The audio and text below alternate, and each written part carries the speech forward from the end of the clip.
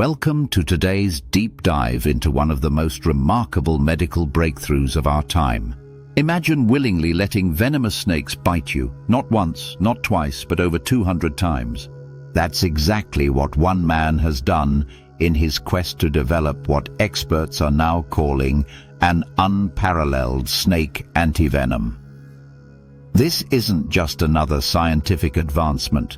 It's a story of extraordinary human determination that could revolutionize how we treat snake bites globally. Each year, approximately 5.4 million snake bites occur worldwide, resulting in up to 138,000 deaths and about 3 times as many amputations and permanent disabilities. And today, we're looking at a potential game changer in this field. So who is this remarkable individual? While authorities have kept his identity protected for privacy reasons, what we do know is that he's a professional herpetologist who has spent decades working with venomous snakes. Over a carefully monitored period of several years, he allowed himself to be bitten by various species of venomous snakes native to different regions of the world. The science behind this approach is fascinating. Through repeated exposure to snake venom, his immune system has developed an extraordinary response, producing antibodies against a wide spectrum of snake venoms.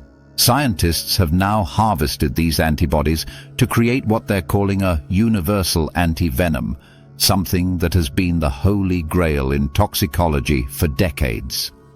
Traditional antivenom production involves injecting diluted venom into horses or sheep and then harvesting the antibodies those animals produce. This method has several limitations. It's species-specific, meaning each antivenom typically works against only one type of snake or a small group of related species. It also carries risks of allergic reactions since it introduces animal proteins into the human body. What makes this new human-derived antivenom revolutionary is its broad-spectrum effectiveness. Preliminary tests show it neutralizes the venom of over 30 different snake species from across 5 continents. That's unprecedented in the field of toxicology.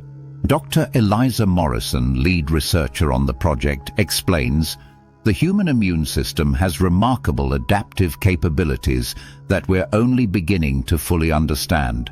What this volunteer has done is essentially train his immune system to recognize and combat a vast array of toxic compounds found in different snake venoms." Of course, this raises serious ethical questions. Medical experts strongly emphasize that this should not be attempted by others. The volunteer underwent this process under strict medical supervision, with emergency medical equipment and personnel always on standby. Many of the controlled bites were from snakes with their venom glands partially drained to reduce the risk of fatal envenomation. The man himself has reportedly experienced multiple hospitalizations and near-death experiences throughout this process. Doctors monitoring his health have documented lasting damage to his cardiovascular system and kidneys, a high personal price to pay for scientific advancement. But the potential benefits are enormous.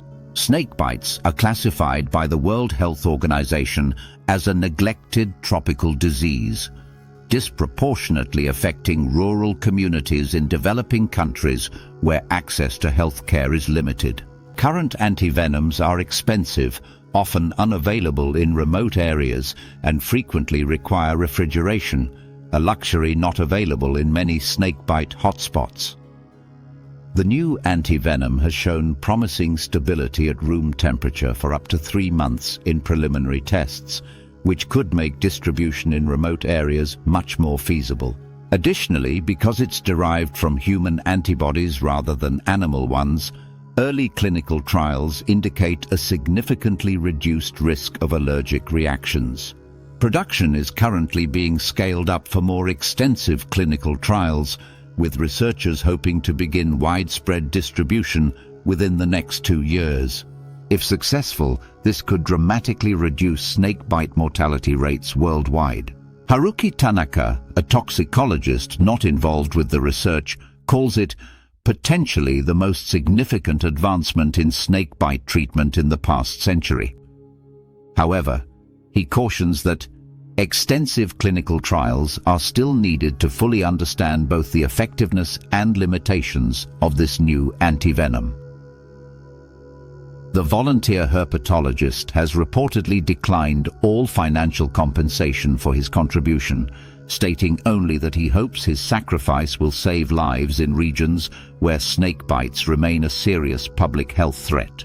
This story raises fascinating questions about the intersection of extreme personal sacrifice and scientific advancement.